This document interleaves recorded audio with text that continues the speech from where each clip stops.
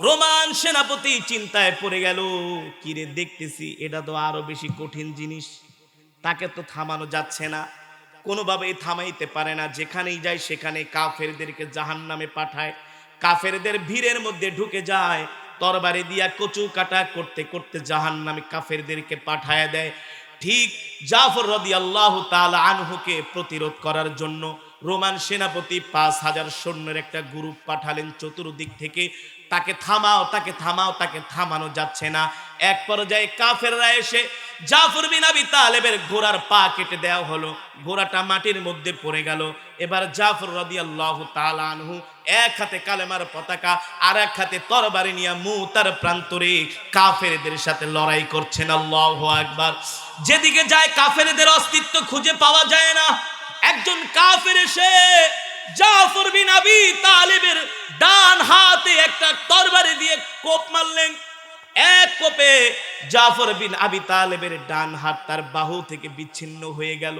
এবার আর জাফর রাদিয়াল্লাহু তাআলা আনহুর ডান হাত নাই। এবার কালিমার পতাকাটা দাঁত দিয়ে আঁকড়ে ধরে বাম হাত দিয়ে কাফেরদের সাথে যুদ্ধ করছেন। আল্লাহু আকবার, জোরে বলেন আল্লাহু আকবার। এবার কাফেরেরা চতুর্দিক থেকে জাফর রাদিয়াল্লাহু তাআলা আনহুকে ঘিরে ধরলেন। একজন কাফের এসে জাফর রাদিয়াল্লাহু তাআলা আনহুর বাম হাতে একটা কোপ মারলেন।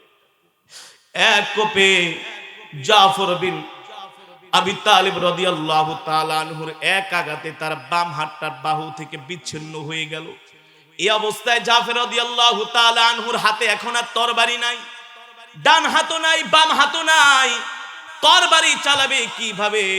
এই অবস্থায় জাফর রাদিয়াল্লাহু তাআলা আনহু কালেমার পতাকাটা দাঁত দিয়ে আঁকড়ে ধরেছেন। ইতিহাসের মধ্যে এসেছে জাফর রাদিয়াল্লাহু তাআলা আনহু কালেমার পতাকা আঁকড়ে ধরে দুই পায়ের উপর ভর করে আসমানের দিকে তাকায় আছে। আল্লাহু আকবার। আর কাফেরেরা উপর্যুপরি তার উপর তীর নিক্ষেপ করছেন, বর্ষা নিক্ষেপ করছেন। এক কাফের এসে তার ডান পায়ের উপরে আঘাত করলেন, আর এক আঘাতে তার ডান পা বাহু থেকে বিচ্ছিন্ন হয়ে গেল। জাফর রাদিয়াল্লাহু তাআলা আনহু মুতার প্রান্তরে পড়ে রইলেন। আর একজন দুষ্ট কাফের, পাষণ্ড কাফের এসে জাফর রাদিয়াল্লাহু তাআলা আনহুর বাম পায়ে একটা আঘাত করলো। জাফর রাদিয়াল্লাহু তাআলা আনহুর বাম পাটাও তার শরীর থেকে বিচ্ছিন্ন হয়ে গেল। কিন্তু জাফর রাদিয়াল্লাহু তাআলা আনহু এই অবস্থায়ও কালেমার পতাকা ছাড়ে না। ও যুবক, এই অবস্থায়ও জাফর রাদিয়াল্লাহু তাআলা আনহু কালেমার পতাকা ছাড়ে নাই। একেই বলে ঈমান, একেই বলে ইসলামের প্রতি, দ্বীনের প্রতি ভালোবাসা। আকাশের দিকে কালেমার পতাকা দাঁত দিয়ে আঁকড়ে ধরে জাফর রাদিয়াল্লাহু তাআলা আনহু মুতার প্রান্তরে তার শরীরটা পড়ে আছে। পাশ থেকে আবু উবাইদা রাদিয়াল্লাহু তাআলা আনহু জাফর রাদিয়াল্লাহু তাআলা আনহুর এই দৃশ্য দেখে দৌড়িয়ে গেলেন। আবু উবাইদা রাদিয়াল্লাহু তাআলা আনহু ডান হাত দিয়ে কালেমার পতাকা তার হাতে নিলেন। জাফর রাদিয়াল্লাহু তাআলা আনহুর দেহ থেকে তার রূহটা বের হবে এই অবস্থা। জাফর রাদিয়াল্লাহু তাআলা আনহু আবু উবাইদাকে ডাক দিয়া বলে, আবু উবাইদা, বিশ্ব নবীকে যে বলো, বিশ্ব নবীকে যে বলো কাফেররা আমাকে মুতার প্রান্তরে আমার ডান হাত কেটে ফেলেছে, বাম হাত কেটে ফেলেছে, ডান পা কেটে ফেলেছে, বাম পা কেটে ফেলেছে। বিশ্ব নবীকে বলো এই অবস্থায়ও আমি জাফর কালিমার পতাকাকে আমি মাটিতে পড়তে দেই নাই। আল্লাহু আকবার। নবীজিকে বলে দিও এই অবস্থায়ও আমি আমার দাঁত দিয়া কালিমার পতাকাকে আমি উঁচু করে ধরেছি। এই খবরটা তুমি বিশ্ব নবীকে জানাই দিও। আল্লাহু আকবার। এবার আবু উবাইদা রাদিয়াল্লাহু তাআলা আনহু জাফর রাদিয়াল্লাহু তাআলা আনহু মুখ থেকে কালিমার পতাকা টান দিয়ে আব্দুল্লাহ বিন রাওহার হাতে দিলেন। জিবরাইল নবীজির দরবারে হাজির। ওগো নবীজি, একটু আগে জাফর রাদিয়াল্লাহু তাআলা আনহু মুতার প্রান্তরে আল্লাহর দ্বীনকে বিজয়ী করার জন্য শাহাদাত বরণ করেছে। নবীজি জাফর রাদিয়াল্লাহু তাআলা আনহুর শাহাদাতের খবর শুনে নবীজি আর চোখের পানি ধরে রাখতে পারলেন না। জিবরাইল বলে, ওগো নবীজি, জাফরের মৃত্যুটা, শাহাদাতটা নির্মম এক ঘটনা। নবীজি বলে, জিবরাইল কি হয়েছে? জিবরাইল বলে, কাফেরেরা জাফরের ডান হাত কেটে ফেলেছে, বাম হাত কেটে ফেলেছে, ডান পা তার শরীর থেকে বিচ্ছিন্ন করেছে, বাম পা তার শরীর থেকে বিচ্ছিন্ন করেছে। তারপরেও জাফর কালেমার পতাকা দাঁত দিয়ে আঁকড়ে ধরেছে, কালেমার পতাকা জমিনে পড়তে দেয় নাই, অপমান করতে দেয় নাই। আল্লাহু আকবার। জি জাফর রাদিয়াল্লাহু তাআলা আনহুর এই শাহাদাতের খবর শুনে নবীজি চোখের পানি ধরে রাখতে পারল না। তৎক্ষণাৎ আল্লাহর দরবারে মোনাজাত তুলে বললেন, আল্লাহ, জাফর, আল্লাহ এই দ্বীনের জন্য তার হাত তার পা কাফেরেরা কেটে ফেলেছে, তুমি আমার জাফরকে উত্তম জাযা খায়ের দান করো। আল্লাহু আকবার। আবু উবাইদা রাদিয়াল্লাহু তাআলা আনহু বলেন, আমি রাত্রিবেলা স্বপ্ন দেখলাম জাফর রাদিয়াল্লাহু তাআলা আনহু জান্নাতের মধ্যে ফেরেশতাদের সাথে উড়ে উড়ে ঘুরে বেড়াচ্ছেন। আল্লাহু আকবার। আমি দেখি জাফরের দুইটা পাখা, দুই পাখা দিয়া পাখির মতো তিনি উড়ে উড়ে জান্নাত ঘুরতেছেন। আবু উবাইদা রাদিয়াল্লাহু তাআলা আনহু জিজ্ঞেস করেন, ভাই জাফর, তুমি আল্লাহর দ্বীনের জন্য শাহাদাত বরণ করেছো, আল্লাহ তাআলা তোমার সাথে কেমন আচরণ করেছে? জাফর রাদিয়াল্লাহু তাআলা আনহু বলে, আবু উবাইদা, তুমি কি দেখো না কাফেরেরা আমার দুই হাত কাটার কারণে আল্লাহ তাআলা আমার দুই হাতের বদৌলতে আমাকে দুইটা পাখা দান করেছে। আল্লাহু আকবার। আর আমি এই পাখা দিয়ে আল্লাহর জান্নাতে ঘুরে ঘুরে আল্লাহর জান্নাতের নিয়ামত দেখতেছি। আল্লাহু আকবার। এই কারণে সাহাবী জাফর রাদিয়াল্লাহু তাআলা আনহুকে বলা হয় জাফর বিন তাইয়ার। ও মুসলমান, সাহাবায়ে কেরাম আল্লাহর দ্বীনের জন্য জান দিয়েছেন, মাল দিয়েছেন, রক্ত দিয়েছেন, কিন্তু আল্লাহর জমিনে আল্লাহর দ্বীনকে কখনো সাহাবায়ে কেরাম অপমান হতে দেয় নাই। ঠিক কিনা বলেন? ফাকাদ ক্বালাল্লাহু তাআলা ফি শানি হাবিবিহি ওয়া মাহবুবিহি মুখবিরাও ওয়া আমিরা, ইন্নাল্লাহা ওয়া মালাইকাতাহু ইউসাল্লুনা আলান নবী ইয়া আইয়ুহাল্লাযীনা আমানু সাল্লু আলাইহি ওয়া সাল্লিমু তাসলিমা। ইশকে महबूबे खुदा जिस दिल में हासिल नहीं, लाखों मुमिन हो मगर ईमान में कामिल नहीं, बलागल उला बिकमालिही हसनत जमी व खिसालिही।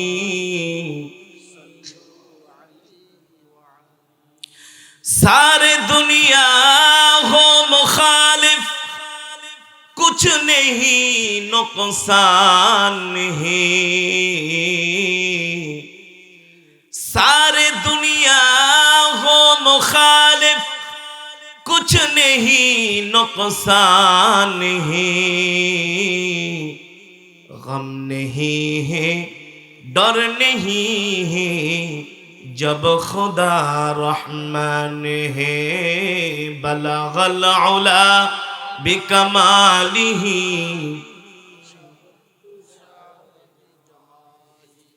हसनत जमी व खिसालिही।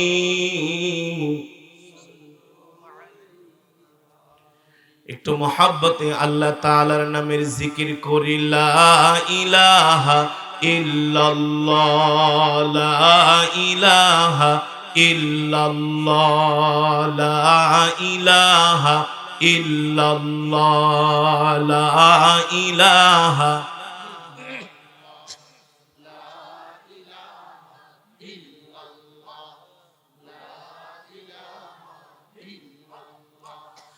লা ইলাহা ইল্লাল্লাহ, লা ইলাহা।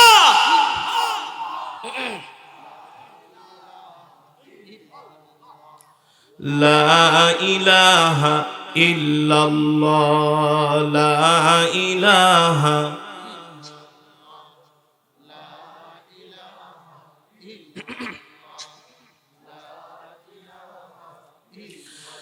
লা ইলাহা ইল্লাল্লাহু মুহাম্মাদুর মুহাম্মাদুর রাসূলুল্লাহ। জোরে জোরে বলি সাল্লাল্লাহু।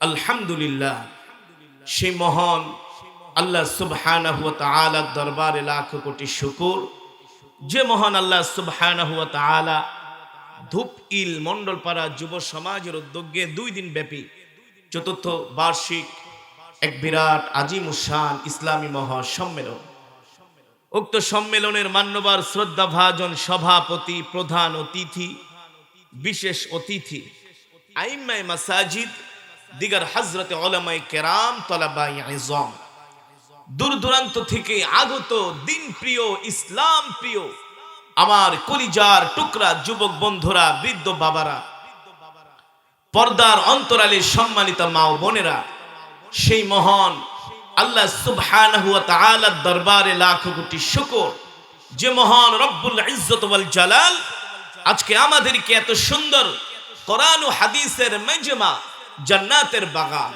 এই বাগানে আল্লাহ তাআলা আপনাকে আমাকে আসার বসার তৌফিক দিয়েছেন, সুযোগ করে দিয়েছেন। এজন্য হৃদয়ের গভীর থেকে সবটুকু, ও যুবক তুমি মনে রেখো, আল্লাহ তোমাকে দুনিয়ার জমিনে খাও দাও ফুর্তি করো, দুনিয়াটা মস্ত বড়, দুনিয়াতে তোমাকে আমাকে আল্লাহ শুধু ফুর্তি করার জন্য পাঠায় নাই। আল্লাহ দুনিয়াতে তোমাকে আমাকে পাঠিয়েছেন আল্লাহর গোলামি করার জন্য। জোরে বলেন কার গোলামি? আজকে আমরা দুনিয়াতে একটু আরামে থাকার জন্য আজকে সুদের কাছে যাই, ঘুষের কাছে যাই, জেনা করি, ব্যভিচার করি, অন্যের সম্পদ লুণ্ঠন করি। একজন নেশা খায়া ভূত হইয়া রাস্তার মধ্যে পড়ে থাকে, ঠিক কিনা বলেন? ঢাকার শহরে গেলে দেখবেন একজন নেশা করে রাস্তায় 2টা 3টা পর্যন্ত পড়ে থাকে চেয়ারের মধ্যে। জিজ্ঞেস করলে কয় বাসায় যাস না, কয় বাসা কোনটা? মদ খেয়ে টাল হয়ে গেছে। অথচ এই মুসলমান জানে না আল্লাহ তোমাকে দুনিয়ার জমিনে পাঠাইছে কোন কাজ দিয়া। ও যুবক, তোমাকে আমাকে আল্লাহ দুনিয়ার জমিনে পাঠিয়েছেন আল্লাহর জমিনে এই কোরআনের রাজ কায়েম করার জন্য, ঠিক কিনা বলেন? যদি তুমি আমি এই কোরআনের পক্ষে কথা না বলি, হাসরের মাঠে আল্লাহ অবশ্যই তোমাকে আমাকে জিজ্ঞাসা করবে, ঠিক কিনা বলেন? এই কারণেই তো কাফেরেরা মুসলমানদের উপরে হামলা করছে, হামলা করবে। মুসলমানদের সাথে কাফেরদের সাথে বিশাল একটা যুদ্ধ হয়েছিল। সেই যুদ্ধের নাম হলো ইয়ারমুকের যুদ্ধ, সেই যুদ্ধের নাম হলো মুতার যুদ্ধ। ওই যুদ্ধে কাফেরদের সংখ্যা ছিল 1 লাখ আর মুসলমানের সংখ্যা ছিল মাত্র 3000। কয় হাজার? চিন্তা করা যায়? চিন্তা করা যায়? 1 লাখ কাফেরের সংখ্যা আর মুসলমান মাত্র 3000 সৈন্য। রোমানরা মুসলমানদের উপরে হামলা করবে। বিশ্বনবী সাল্লাল্লাহু আলাইহি সাল্লাম সাহাবায়ে কেরামদেরকে ডাকলেন, ও সাহাবীরা এদিকে আসো, যার যা আছে তাই নিয়ে বেরিয়ে যাও। 3000 সাহাবী আল্লাহর নবীর সামনে আসলেন। 3000 সাহাবী আল্লাহর নবীর সামনে ডাল তরবারি নিয়ে আসলেন। নবীজি একটুও বিচলিত হয় নাই, নবীজির মধ্যে কোনো শঙ্কা নাই, কোনো ভয় নাই। 1 লক্ষ কাফেরের বিরুদ্ধে 3000 মুসলমান যুদ্ধ করবে, অবশ্যই এটা চিন্তার বিষয়। কারণ 1 লক্ষ কাফেরের সাথে 1 লক্ষ সৈন্যর সাথে কখনো 3000 সৈন্য যুদ্ধ করে পারা সম্ভব? সম্ভব। কিন্তু বিশ্বনবী সাল্লাল্লাহু আলাইহি সাল্লাম অস্ত্রের উপরে ভরসা করে নাই, সৈন্যের উপরে ভরসা করে নাই। বিশ্বনবী ভরসা করেছেন আরশের মালিকের উপরে, ঠিক কিনা বলেন? এ কারণে 3000 সাহাবীদেরকে একত্রিত করলেন। আর বিশ্বনবী বললেন, ও সাহাবীরা, কাফেরেরা আমাদের উপরে হামলা করবে, তাদের সৈন্য সংখ্যা হচ্ছে 1 লাখ আর আমরা হচ্ছে 3000। নবীজি 3000 সাহাবীদেরকে যুদ্ধের জন্য প্রস্তুত করছেন, কমান্ডিং করছেন। নবীজি 3000 সৈন্যদের মধ্য থেকে প্রথম নবীজি ডাক দিলেন, আমার পালক পুত্র যায়েদ ইবনে হারেসা কোথায়? যায়েদ ইবনে হারেসা রাদিয়াল্লাহু তাআলা আনহুর নাম ধরে বিশ্বনবী যখন ডাক দিলেন, যায়েদ ইবনে হারেসা দাঁড়ায় গেলেন আর বললেন, লাব্বাইক ওয়া সাদাইক ইয়া রাসূলুল্লাহ। বিশ্বনবী বললেন, ও আমার পালক পুত্র যায়েদ, মুতার যুদ্ধে সর্বপ্রথম তুমি সেনাপতির দায়িত্ব পালন করবে। যায়েদ ইবনে হারেসা বলে, ওগো আল্লাহর নবী, আপনার জন্য, আল্লাহর জন্য আমার জান কুরবান হয়ে যাক, আমি মুতার যুদ্ধে সর্বপ্রথম সেনাপতির দায়িত্ব পালন করব। আল্লাহু আকবার। জায়েদ দাঁড়ায় গেছে এক লাফে তরবারি নিয়া, ভয় পায় নাই, কোনো প্রশ্ন করে নাই, কোনো ভান ধরে নাই। ভান তো দূরের কথা, কোনো প্রশ্নের কোনো সওয়ালের ভানও ধরে নাই। নবীজি বলেছেন সাথে সাথে তরবারি নিয়ে দাঁড়ায় গেছে। আল্লাহু আকবার। এই হচ্ছে ঈমান, এই হচ্ছে ইসলামের প্রতি ভালোবাসা। আজকে তো ইসলামের 12টা বেজে যায়, আমাদের মুসলমানের কোনো খবর থাকে না, ঠিক কিনা বলেন? আজকে আমরা মুসলমানরা আছি পয়সা কামানোর ধান্দায়, নিজের জীবনটাকে কিভাবে সুন্দর করতে পারবো এই ধান্দায় আছি। সাহাবায়ে কেরাম যায়েদ ইবনে হারেসা তরবারি নিয়ে দাঁড়ায় গেছে। ওগো আল্লাহর নবী নির্দেশ দেন, আমি আপনার নির্দেশ পালন করার জন্য 1 নম্বরে আমি দাঁড়ায় গেলাম। আল্লাহু আকবার। দ্বিতীয় নম্বরে নবীজি বললেন, আমার ভাই জাফর বিন আবি তালেব কোথায়? জাফর বিন আবি তালেব তরবারি নিয়ে দাঁড়ায় গেলেন। নবীজি বললেন, ও জাফর, দ্বিতীয় নম্বরে তুমি সেনাপতির দায়িত্ব পালন করবে। জাফর রাদিয়াল্লাহু তাআলা আনহু বললেন, ওগো আল্লাহর নবী, আপনার জন্য, আল্লাহ রাসূলের জন্য আমার জান কুরবান হয়ে যায়, আমি দ্বিতীয় নম্বরে সেনাপতির দায়িত্ব পালন করব। নবীজি বলল, তুমি বসো। এবার তৃতীয় নম্বরে নবীজি ঘোষণা করলেন, আমার সাহাবী আব্দুল্লাহ বিন রওহা কোথায়? আব্দুল্লাহ বিন রওহা রাদিয়াল্লাহু তাআলা আনহু তৃতীয় নম্বরে দাঁড়ায় গেলেন। নবীজি বললেন, ওগো আব্দুল্লাহ বিন রওহা, তৃতীয় নম্বরে তুমি যুদ্ধের সেনাপতির দায়িত্ব পালন করবে। এবার নবীজি বললেন, 3 জন যদি যুদ্ধের ময়দানে তোমরা শাহাদাত বরণ করো, তোমাদের মধ্য থেকে আরেকজনকে তোমরা সেনাপতি নিযুক্ত করবে। আল্লাহু আকবার। এতদিন সাহাবায়ে কেরাম যুদ্ধে গিয়েছেন, সেনাপতি ছিলেন একজন। কয়জন? আর এবারের যুদ্ধে সেনাপতির সংখ্যা 3 জন। কয়জন? 3 জন। এর মানে এটাই বোঝায় এই 3 জনের একজনও আর ময়দান থেকে ফিরে আসতে পারবে না। এই 3 জনের রক্তকে, 3 জনের জীবনকে আল্লাহ তাআলা দ্বীনের জন্য কবুল করেছেন, ঠিক কিনা বলেন? একজন আর একজনকে বলে, যায়েদ ইবনে হারেসা জাফর বিন আবি তালেবকে বলে, জাফর বিন আবি তালেব আব্দুল্লাহ বিন রওয়াহাকে বলে, ও জাফর, নবীজি যেহেতু আমাদের 3 জনের নাম ঘোষণা করেছে, আর মনে হয় না কোনোদিন আমরা ওই মুতার প্রান্তর থেকে ফিরে আসতে পারবো। আল্লাহু আকবার। তারা জানে নিশ্চিত 3 জন শাহাদাত বরণ করবে, আর কোনোদিন ফিরে আসবে না। ইতিহাস সাক্ষী, তারা একটু বিচলিত হয় নাই। তাদের চেহারার মধ্যে কোনো ভয়ের ছাপ নাই, কষ্টের ছাপ নাই, ক্লান্তির ছাপ নাই। 3 জনেই হাসতেছে। আল্লাহু আকবার। আপনারা দেখেছেন এই 1 সপ্তাহ আগে আদালত থেকে একটা রায় হয়েছে। অভিজিৎ রায় আমার নবীর বিরুদ্ধে, সম্মানের বিরুদ্ধে কটূক্তি করেছে। প্রকৃত মুমিন আল্লাহ আল্লাহ রাসূলকে জীবনের চাইতে ভালোবাসে। যায়েদ ইবনে হারেসা দাঁড়ায় গেছে, কোনো ভয় নাই, কোনো শঙ্কা নাই। 1 লক্ষ কাফেরের বিরুদ্ধে 3000 যুদ্ধ করবে, ভয় তো লাগারই কথা। কিন্তু যারা মুমিন তারা কখনো আল্লাহ ছাড়া ভয় পায় না। এটাই হচ্ছে ঈমান। এটাই কি? এটাই হচ্ছে ঈমান। যায়েদ ইবনে হারেসা দাঁড়ায় গেলেন, কোনো ভয় নাই, কোনো শঙ্কা নাই। জাফর বিন আবি তালেব দাঁড়ায় গেলেন, কোনো ভয় নাই, কোনো শঙ্কা নাই। আব্দুল্লাহ বিন রওহা দাঁড়ায় গেলেন, তাদের 3 জনের মধ্যেই আনন্দের হাসি। এবার নবীজি বললেন, ও যায়েদ ইবনে হারেসা, যাও যাও, তুমি তোমার মার সাথে দেখা করে আসো। নবীজিও জানে এই যুদ্ধের যাত্রাই যায়েদ ইবনে হারেসার জীবনের শেষ যাত্রা, আর কোনোদিন ময়দান থেকে ফিরে আসবে না। যায়েদ ইবনে হারেসা দাঁড়ায় বলেন, ওগো আল্লাহর নবী, আপনি আমার পিতা আর আমার আম্মা জান আয়েশা তো তিনি এখানেই আছেন। আল্লাহু আকবার। জোরে বলেন আল্লাহু আকবার। ওগো নবীজি, আমার তো আর বাড়িতে যাওয়ার দরকার নাই, আমার তো আর কারোর সাথে দেখা করার দরকার নাই। আপনিও এখানে, আমার আম্মা জান আয়েশাও এখানে। আমাকে নির্দেশ দেন, আমি আল্লাহর জমিনে আল্লাহর দ্বীনকে বিজয়ী করার জন্য ময়দানে চলে যাই। আল্লাহু আকবার। দ্বিতীয় নম্বরে নবীজি ঘোষণা করলেন জাফর বিন আবি তালেবের নাম। জাফর বিন আবি তালেব দাঁড়িয়ে গেলেন। নবীজি বললেন, ও জাফর, যাও যাও, তুমি যে তোমার স্ত্রীর সাথে দেখা করে আসো। এবার জাফর বিন আবি তালেব বাড়িতে গেলেন তার স্ত্রীর সাথে দেখা করার জন্য। ও যুবক, ভালো করে শোনো, ইসলাম কাকে বলে, ঈমান কাকে বলে, দ্বীনের প্রতি দরদ কাকে বলে। আজকে তো আমরা গরু খাওয়া মুসলমান, আমাদের ঈমানও নাই, আমাদের মাঝে ইসলামও নাই, শুধু আমরা নামে মুসলমান, শুধু নাম রাখছে মুসলমানের, এতটুকুনি। আজকে আমাদের মাঝে মুসলমানের মুসলমানিত্ব নাই। কসম, যদি মুসলমানের মুসলমানিত্ব থাকতো, আল্লাহর কসম করে বলি, এই বাংলার জমিনে কোন নাস্তিকরা আমার নবীর বিরুদ্ধে কটূক্তি কইরা এই জমিনের মধ্যে হাঁটতে পারতো না। সাহাবায়ে কেরামের সামনে হাঁটতে পারে নাই, ঠিক কিনা বলেন? কারণ আমরা তো গরু খাওয়া মুসলমান। এ কারণে ইসলামের প্রতি, দ্বীনের প্রতি, নবীজির প্রতি আমাদের দরদ নাই। এ কারণেই নাস্তিক মুরতাদরা আমার নবীকে গালি দেওয়ার সাহস পায়, ঠিক কিনা বলেন?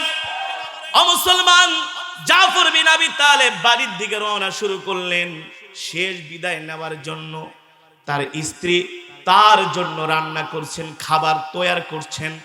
জাফর বিন আবি তালেব বাড়িতে যে তার স্ত্রীকে বললেন, ও প্রাণের স্ত্রী, রান্না বন্ধ করো, রান্না করার দরকার নাই। স্ত্রী বলেন, ওগো প্রাণের স্বামী, কেন রান্না করার দরকার নাই? ওগো স্ত্রী, আল্লাহ নবী আমাকে মুতার যুদ্ধে, আল্লাহ নবী আমাকে কমান্ডারের দায়িত্ব দিয়েছেন, সেনাপতির দায়িত্ব দিয়েছেন। কতক্ষণে আমি মুতার যুদ্ধে যাব, আল্লাহর দ্বীনের জন্য আমি শাহাদাত বরণ করব, এই অপেক্ষায় আছি, রান্না বন্ধ করো। স্ত্রী বলে, ওগো প্রাণের স্বামী, আপনি কি বলেন? জাফর বিন আবি তালেব বলে, ওগো প্রাণের স্ত্রী, এই দেখাই তোমার সাথে আমার জীবনের শেষ দেখা, আর কোনদিন এই দুনিয়ার জমিনে তোমার সাথে আমার আর দেখা হবে না। জাফর বিন আবি তালেবের স্ত্রী বলে, এগুলো কি বলেন?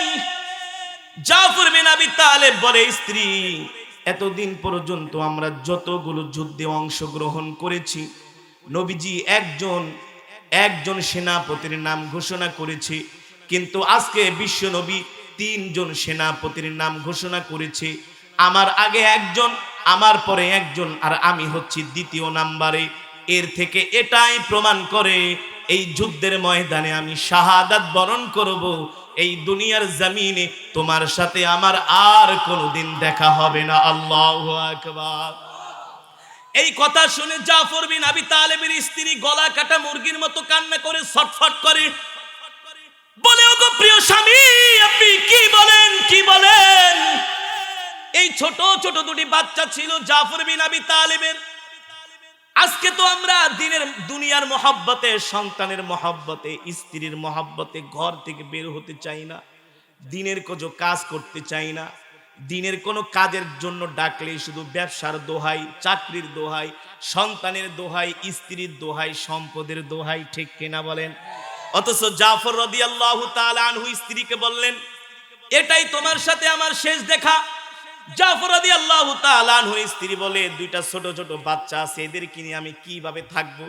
জাফর রাদিয়াল্লাহু তাআলা আনহু বলেন, হাসবুনাল্লাহু ওয়া নি'মাল ওয়াকিল, নি'মাল মাওলা ওয়া নি'মান নাসির। যুদ্ধের ময়দানে যাবার সময় স্ত্রীকে সান্ত্বনা দেয়, ও আমার প্রিয়তমা স্ত্রী, তুমি দুনিয়ার কোনো মানুষের উপরে ভরসা করবা না, তুমি ভরসা করবা আমার আল্লাহর উপরে, আর আমার আল্লাহই তোমার জন্য যথেষ্ট, ঠিক কিনা বলে? স্বামী স্ত্রীকে নসিহত করছে, কার উপর ভরসা করবা? জোরে বলেন, জোরে বলেন। আল্লাহর উপর ভরসা করবা, আর আমার এই সন্তান 2টাকে দেখে রাখবা, এই সন্তান দুটোকেও আমার মতো করে গড়ে তুলবা। আল্লাহু আকবার। তারাও যেন আল্লাহর জমিনে আল্লাহর দ্বীনকে বিজয়ী করার জন্য আমার মতো যেন তারাও ময়দানে যে যুদ্ধ করতে পারে কাফেরের বিরুদ্ধে। আল্লাহু আকবার। এবার জাফর রাদিয়াল্লাহু তাআলা আনহু স্ত্রীর থেকে বিদায় নিয়ে, তরবারি নিয়ে, ডাল নিয়ে ময়দানের দিকে দৌড় শুরু করলেন। পিছন থেকে স্ত্রী ডাক দিয়া বলে, প্রাণের স্বামী, একবার একটু আমার চেহারার দিকে তাকান, একবার একটু আমার দিকে তাকান, আমি আপনাকে দেখব। সন্তান 2টার দিকে তাকান। জাফর রাদিয়াল্লাহু তাআলা আনহু বলে, ইতিহাসের মধ্যে লেখা, জাফর বলে, না প্রাণের স্ত্রী, আমাকে আর পিছনের দিকে তাকাইতে বলো না।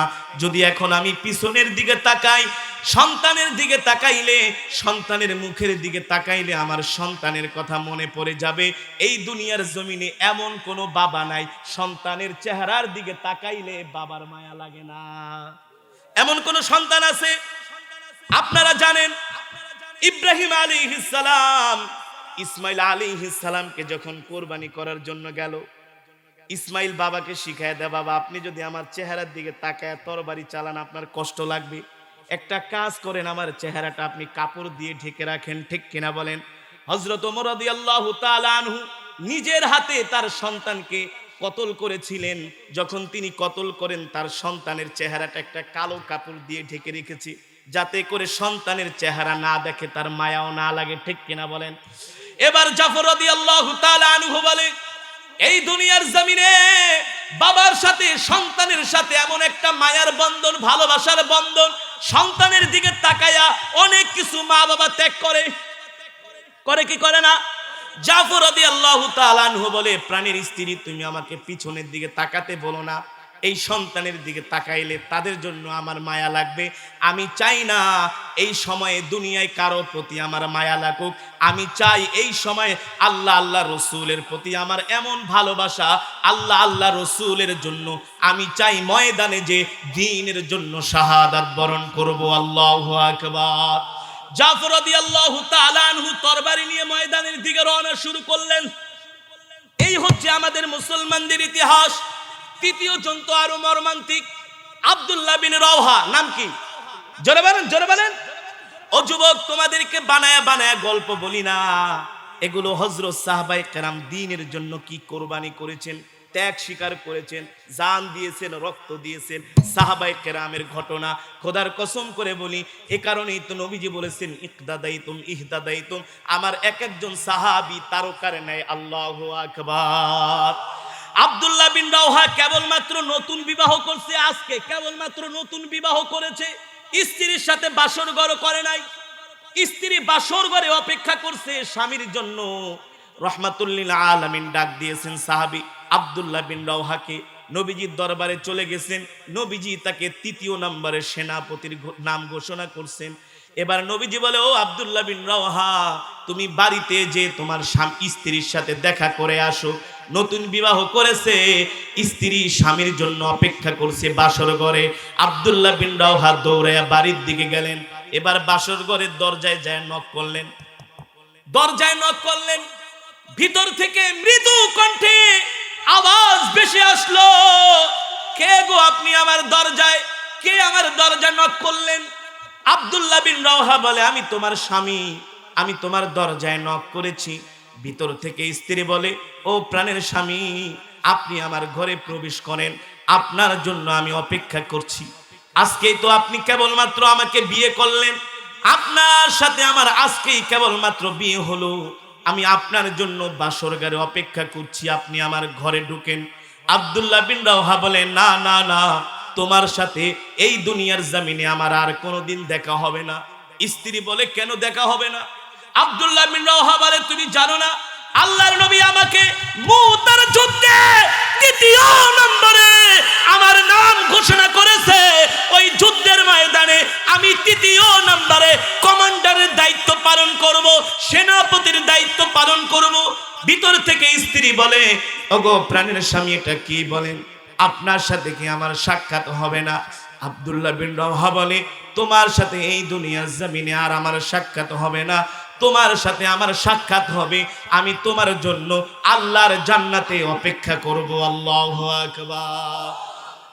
স্ত্রী বলে, প্রাণের স্বামী, একবারের জন্য আমার ঘরে আসেন, আমি তো মদিনার সুন্দরী রমণী, যাকে বলা হয় হুরে মদিনা, এত সুন্দরী একজন কন্যা আমি, আপনি আমাকে বিবাহ করে আনলেন, আর আমার সাথে সাক্ষাৎ না করে যুদ্ধের ময়দানে চলে যাবেন।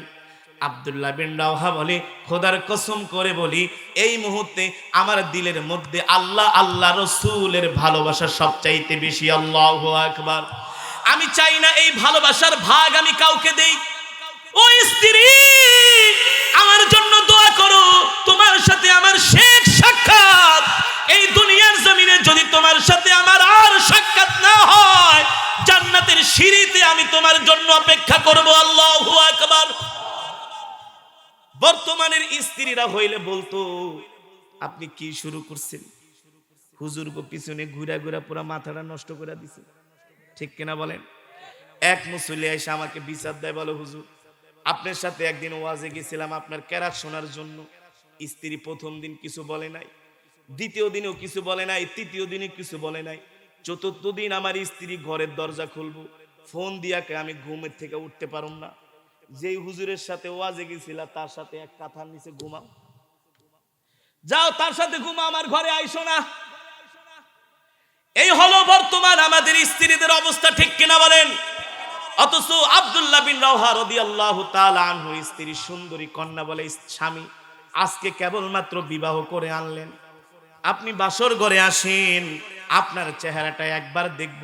আব্দুল্লাহ বিন রাওহা বলে না না না, তোমার চেহারা আমি এখন যদি দেখি তোমার প্রতি আমার ভালোবাসা বেড়ে যাবে। আব্দুল্লাহ বিন রাওহার স্ত্রী বলে ওগো প্রাণের স্বামী, আমি আপনাকে একবারও ভালোবাসার কথা বলবো না, একবারও আপনাকে প্রেম নিবেদন করব না, একবারও আমি আপনাকে আহ্বান করব না, শুধু একটি বারের জন্য আপনি আমার সাথে সাক্ষাৎ করেন, আমার সাথে দেখা করেন, যাতে করে আমি হাসরের মাঠে লক্ষ কোটি মানুষের সামনে আমার প্রাণের স্বামীটাকে চিনতে পারি। আল্লাহু আকবার, জোরে বলেন আল্লাহু আকবার। যেই মুসলমানেরা নিজের স্ত্রীকে বাসর ঘরে রেখে আল্লাহর জমিনে আল্লাহর দ্বীনকে বিজয়ী করার জন্য ময়দানে চলে যায়, ওই মুসলমান কখনো নারী লোভী হতে পারে না, ঠিক কিনা বলেন? ওই মুসলমান কখনো এই দুনিয়ার জমিনে ভোগ বিলাসে মত্ত থাকতে পারে না। আব্দুল্লাহ বিন রাওহা স্ত্রীর সাথে দেখা করলেন না, ইতিহাস বলে তরবারি নিয়ে চলে গেলেন ময়দানে। কাফেরদের সাথে যুদ্ধ শুরু হয়ে গেল। রোমানরা গোয়েন্দা পাঠিয়েছেন, যায় দেখো তো মুসলমানের সৈন্য সংখ্যা কত। রোমানদের গোয়েন্দারা রিপোর্ট করলো তাদের সেনাপতির কাছে, সেনাপতি মুসলমানদের সৈন্য সংখ্যা মাত্র, জোরে বলেন, রোমান সেনাপতি বলে মাত্র 3000 মাত্র। আর এদের সাথে তো আধা ঘন্টা যুদ্ধ করে নাস্তা খামু, বিজয় অর্জন করে কি করবে? মনে করছে যুদ্ধটা এতই সোজা, বুঝেন নাই? মনে করছে তীর মেরেছে, আর একটা তীর তার ঘাড় দিয়ে ঢুকে গেছে।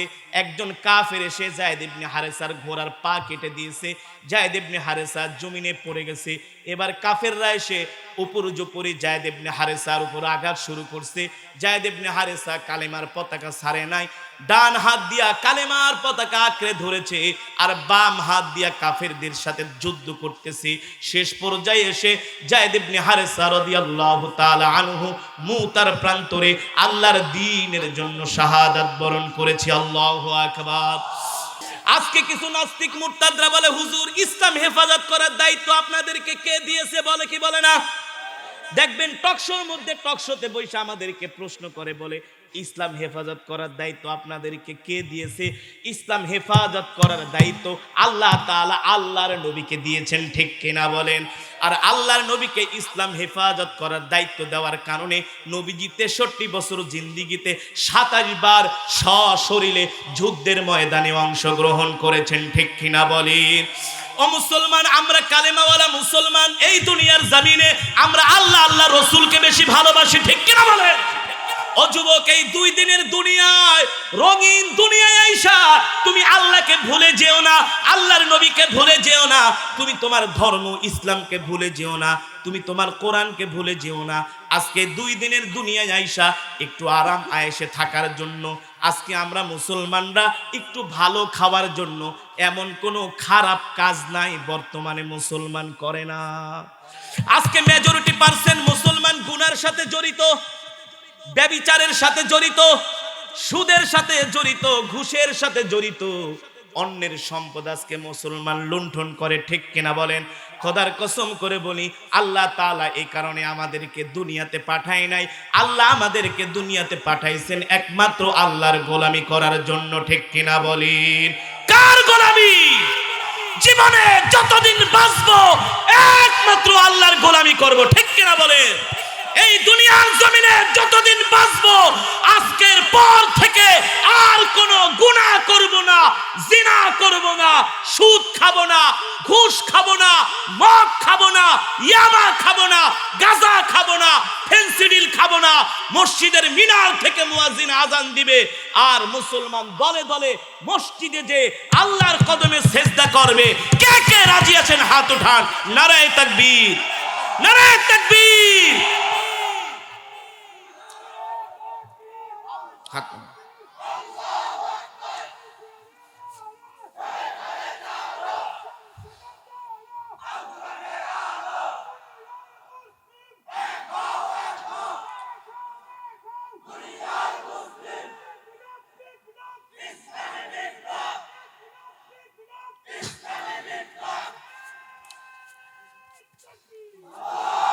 আল্লাহ আমাদের কবুল করুক বলে আমিন। আমাদের ওয়াজ মাহফিল তখনই সফলতা পাবে যখন আমরা গুনার কাজ ছেড়ে দিব। আমি যেই গুনার কথাগুলো বললাম, এই গুনাহগুলোর সাথে আমরা জড়িত আছি কি আছি না?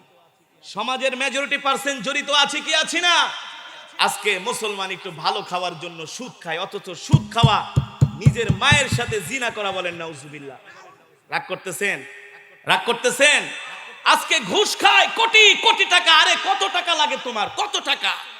একজন মানুষের বাঁচতে কত টাকা লাগে? বলে হুজুর 2000 3000 কোটি টাকা গায়েব। কয় টাকা খাইবা? কয়দিন দুনিয়াতে বাঁচবা? 1000 টাকার একটা সাদা কাফনের কাপড় যাবে, এর চাইতে আর বেশি না। ঠিক কিনা বলেন? তোমার টাকা তোমার ব্যাংকে পড়ে থাকবে, তোমার বিল্ডিং জায়গায় ঠিকই দাঁড়িয়ে থাকবে, তোমার দামি গাড়িটা গ্যারেজে পড়ে থাকবে, তোমার বাইকের চাবিটা টেবিলে পড়ে থাকবে, তোমার আংটি, তোমার ঘড়ি, তোমার জামা কাপড় অন্য একজনে নিয়ে যাবে। ঠিক কিনা বলেন? সুতরাং এই দুনিয়া আমাদের থাকার জায়গা নয়, আমাদের আসল বাড়ি হচ্ছে জান্নাত, কবরও না। আমাদের আসল বাড়ি কোথায়? আমাদের আসল বাড়ি কোথায়? কবর হচ্ছে আমাদের একটা ওয়েটিং রুম। কি ওয়েটিং রুম?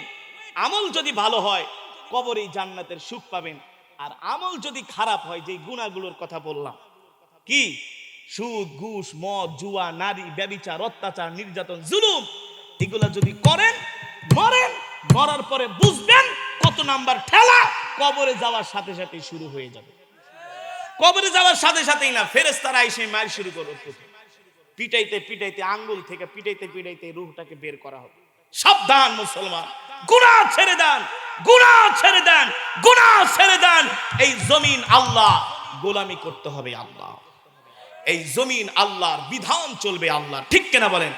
আল্লাহ তাআলা আমাদেরকে আল্লাহর গোলাম হিসাবে কবুল করুক বলে আমিন। এই মাজমা, এই মাহফিলকে আল্লাহ কিয়ামত পর্যন্ত কবুল করুক বলে আমিন। আজকের মাহফিলে এসে আপনারা খুশি নাকি বেজার? আরো আসতে বলেন, আরো আসতে। খুশি তো?